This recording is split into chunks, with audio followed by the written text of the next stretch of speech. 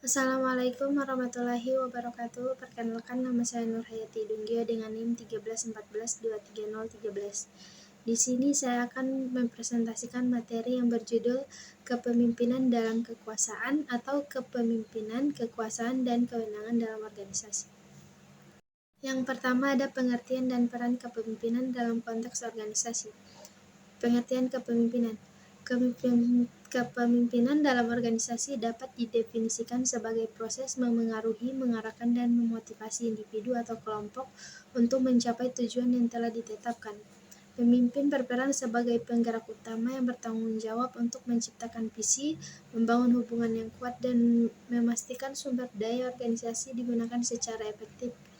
Pemimpin yang baik tidak hanya berfokus pada hasil, tetapi juga pada pengembangan individu dalam organisasi.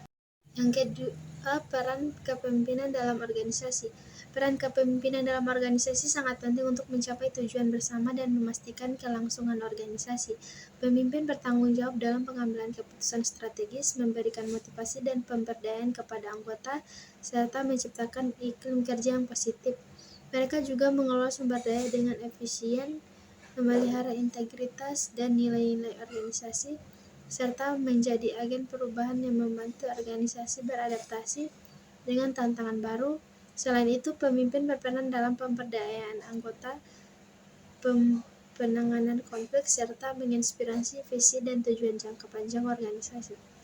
Kepemimpinan yang efektif juga penting dalam membangun jejaringan dan kerja sama eksternal yang dapat mendukung posisi organisasi di pasar.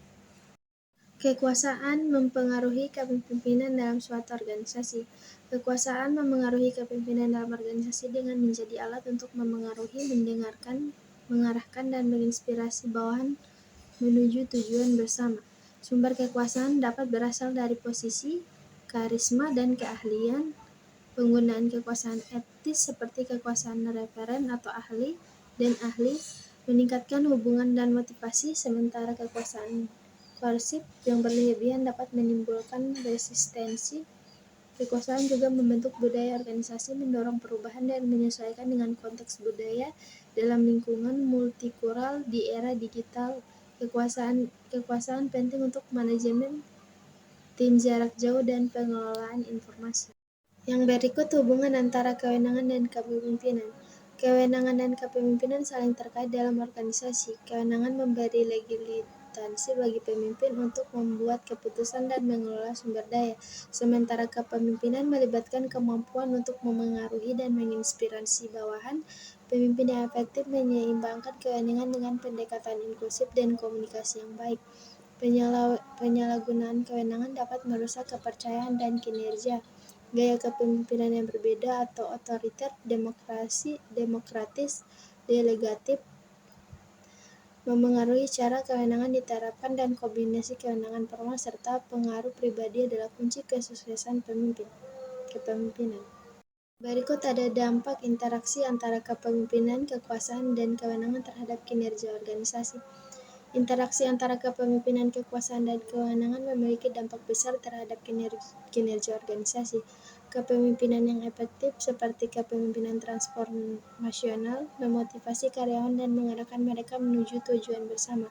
Kekuasaan yang konstruktif membantu pemimpin dalam mengambil keputusan strategis dan menyelesaikan konflik.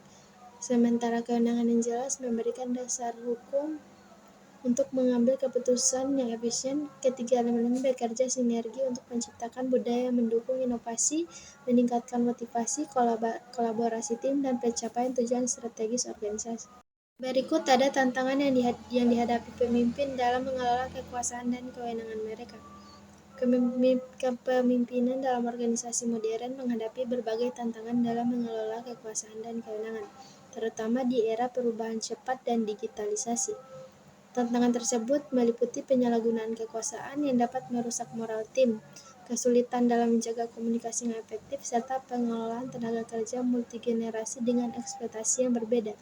Pemimpin juga harus mampu beradaptasi dengan perubahan teknologi, memberdayakan tim tanpa kehilangan kontrol, dan mengelola resistensi terhadap perubahan untuk memastikan keberhasilan organisasi dalam menghadapi dinamika yang terus berkembang. Yang terakhir, kesimpulan. Dalam konteks organisasi, kepemimpinan, kekuasaan, dan kewenangan memiliki peran yang saling terkait dan krusial dalam menentukan kinerja dan budaya organisasi.